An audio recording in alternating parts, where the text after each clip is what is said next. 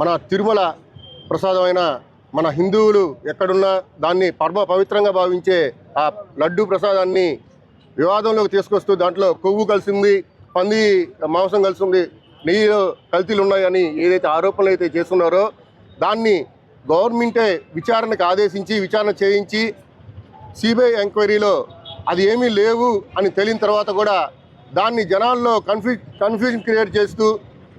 నిజాలని దాచే విధంగా ప్రచారం చేస్తూ ఉన్న నేపథ్యంలో అది కాక దాన్ని అసత్యాన్ని నిజం చేయాలని భ్రమలో ఫ్లెక్సీలు కడుతూ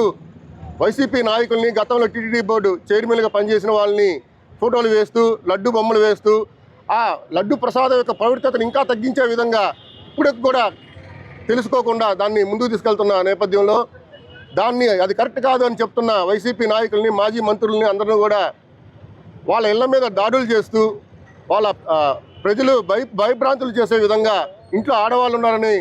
జ్ఞానం కూడా లేకుండా వాళ్ళ మీద దాడులు ఎలా చేశారో చూసాం. ఆ దాడులు చేసేవారిని అరెస్ట్ చేయాల్సింది పోయి ఆ వ్యక్తుల్ని అరెస్ట్ చేసి ఈరోజు లోపల వేసిన పరిస్థితి. ఆ చెలరేగిన ఘర్షణలో ఆ వందల మంది అంబటి రాంబాబు గారి మీదకి కావచ్చు, మిగతా నాయకుల మీదకి వచ్చిన ఆ టైంలో వాళ్ళు వాడిన భాష ఎంతో నీచమైన భాష వాడున్నారు. ఆ టైంలో ఈయన కూడా ఒక మాట, రెండు మాటలు ఎక్కువ మాట్లాడిన సందర్భంలో తర్వాత ప్రెస్ మీట్ పెట్టి నా వయసుకి ఇలా నేను కూడా మాట్లాడకూడదు, నన్ను ఆవేశంగా వాళ్ళు రెచ్చగొట్టడం వల్ల అలా మాట్లాడాల్సి వచ్చాను, క్షమాపణ కొట్టడం జరిగింది. అయినా కానీ దాన్ని లెక్క చేయకుండా దాడి చేసిన మా మనిషినే, దాడి చేయించుకున్న మనిషిని అరెస్ట్ చేసి ఈరోజు లోపలేసిన పరిస్థితి. అదేవిధంగా జోగి రమేష్ గారి ఇంటి మీద దాడి చేయడం కావచ్చు, అనేక నాయకుల మీద ఇలా దాడి చేస్తూ ముందుకెళ్తా ఉన్నారు. ఇలాంటి అసత్య ప్రచారాలను చేయటం కాకుండా దీన్ని కట్టడి చేసే విధంగా, అదేవిధంగా నాయకుల్ని ఎవరైతే ఇబ్బంది పెడుతున్నారో ప్రతిపక్షంలో ఉన్న నాయకుల్ని, వాళ్ళని ఎవరైతే కొడుతున్నారో దాడి చేస్తున్నారో వాళ్ళ మీద అరెస్టులు చేయాలని ఈరోజు కావలిపట్నం 1వ పట్టణ పోలీస్ స్టేషన్లో ఫిర్యాదు చేయడం జరిగింది. మా మాజీ శాసనసభ్యులు కావలి ఇన్ఛార్జ్ రామిరెడ్డి ప్రతాప్ కుమార్ గారి ఆదేశాల మేరకు మన సిఏ గారు కూడా సానుకూలంగా స్పందించి దానికి తగిన చర్యలు తీసుకుంటామని చెప్పి మాట ఇవ్వడం జరిగింది. ఈ వైఎస్ఆర్ కాంగ్రెస్ పార్టీ కావలి నియోజకవర్గ ఇన్ఛార్జి మాజీ శాసనసభ్యులు రామిరెడ్డి ప్రతాప్ కుమార్ రెడ్డి గారి ఆదేశాలతోటి ఈరోజు కావలి నియోజకవర్గంలో ఉన్న వైఎస్ఆర్ కాంగ్రెస్ పార్టీ నాయకులు, కార్యకర్తలు అందరూ కలిసి వచ్చి ఏదైతే తిరుమల తిరుపతి కలియుగ దైవం శ్రీ వెంకటేశ్వర స్వామి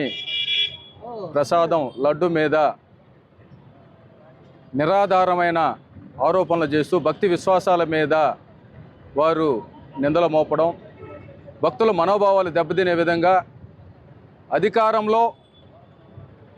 ప్రజలు ఇచ్చిన ప్రజాస్వామ్యయుత హోదాలో ఉంటూ బాధ్యతాయుతమైన పదవుల్లో ఉంటూ వారు అందరినీ సమిష్టిగా ప్రజల మధ్య శాంతి సౌభ్రతత్వాలని పెంపొందించాల్సిన వ్యక్తులు, చట్టసభల్లో చట్టాలు తయారు చేయాల్సిన వ్యక్తులు, వారే అసత్య ప్రచారాలని మీడియా మాధ్యమాలలో పదే పదే జరగని వాటిని జరిగిన విధంగా దేవుళ్ళ మీద,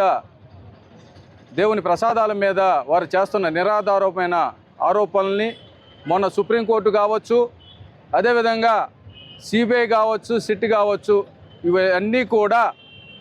వారు చాలా క్లియర్గా చెప్పడం జరిగింది. వీరు చేసిన నిరాధారమైన ఆరోపణలు, వాటిలో జంతు అవశేషాలు, పంది కొవ్వు, ఆవు కొవ్వు ఇవన్నీ కూడా ఆ కల్తీ నెయ్యి అని చెప్పి చెప్పడం జరిగింది. దాన్ని సుప్రీంకోర్టు ఎన్డీడీబీ ల్యాబ్ అయితేనేమి, అదేవిధంగా అత్యున్నతమైన ల్యాబుల ద్వారా వారు టెస్ట్ చేయించి శాంపిల్స్, అది కూడా ఏదైతే ఈ ప్రభుత్వం ఉందో ఈ ప్రభుత్వంలో వచ్చిన ట్యాంకర్ల నుంచే వాళ్ళు సేకరించి వారు ఆ నమూనాలని వారు ఏమీ లేదని చెప్పని వాళ్ళ ఛార్జ్షీట్లో కూడా పొందుపరచడం జరిగింది. ఇది జరిగిన తర్వాత కూడా వీరు అసత్య ప్రచారాలు చేస్తూ ముఖ్యంగా మాజీ ముఖ్యమంత్రి వర్యులు వైఎస్ జగన్మోహన్ రెడ్డి గారి మీద, అదేవిధంగా గతంలో టీటీడీ చైర్మన్గా వ్యవహరించిన బొమ్మన కరుణాకర్ రెడ్డి, అదేవిధంగా వైవి సుబ్బారెడ్డి గారి మీద వ్యంగ్యమైన ఈ ఫ్లెక్సీలు వేస్తూ వారి క్యారెక్టర్ కావచ్చు, వారికి అభ్యంతరకరమైన పోస్టులు వేస్తూ చాలా అవమానకరమైన వాళ్ళు ఫ్లెక్సీలు వేయడం జరిగింది. ప్రజలందరిలో ఒక తీవ్రమైన అశాంతిని, అభద్రతను వాళ్ళు కలిగిస్తూ ఉన్నారు. ఇది శాంతి భద్రతలకు విఘాతం కలిగించే అవకాశం ఉంది. కాబట్టి ఒక సామాన్య పౌరులుగా ఇటువంటివన్నీ కూడా జరగకుండా ప్రజలు అందరూ శాంతి సౌభాగ్యాలతోటి ఉండాలి. సమిష్టిగా సామాజికంగా అన్ని రకాలుగా ఎక్కడ ఏ అవాంతరాలు లేకుండా ఈ రాష్ట్రం శాంతితో వర్ధిల్లాలంటే ఇటువంటి ఎవరైతే ఇది ప్రోత్సహిస్తున్నారో, ఎవరైతే దీన్ని ప్రచారంలో చేస్తున్నారో వారందరి మీద చట్టపరమైన చర్యలు తీసుకోవాలని ఈరోజు కార్యకర్తలుగా వైఎస్ఆర్ కాంగ్రెస్ పార్టీ నియోజకవర్గంలో అందరం కూడా కలిసి ఈరోజు కావలి 1 టౌన్ పోలీసు వారికి ఈ ఒక కంప్లైంట్ ఇవ్వడం జరిగింది. వారు కూడా దీని మీద విచారించి చట్టపరంగా మేము ఏ విధంగా వీటి మీద చర్యలు తీసుకోవాలో వాళ్ళ ఒపీనియన్ కూడా తీసుకొని వీళ్ళు వారి మీద చర్యలు తీసుకుంటామని చెప్పారు. ఇటువంటి పునరావృతం కాకుండా ఉండాలంటే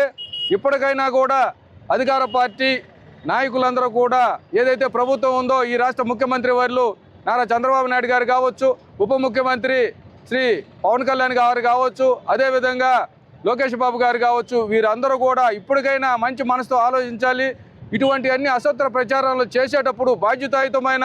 పదవుల్లో ఉండి ఇటువంటి ప్రజల అశాంతిని, ప్రజల మధ్య వైషమ్యాలని, భక్తుల విశ్వాసాలను దెబ్బతినే విధంగా వారు మాట్లాడకూడదని, నిజంగా ఇటువంటివన్నీ కూడా పునరావృతం కాకుండా ఉండాలంటే వారు అందరినీ పరిరక్షించాల్సిన వారు ఈరోజు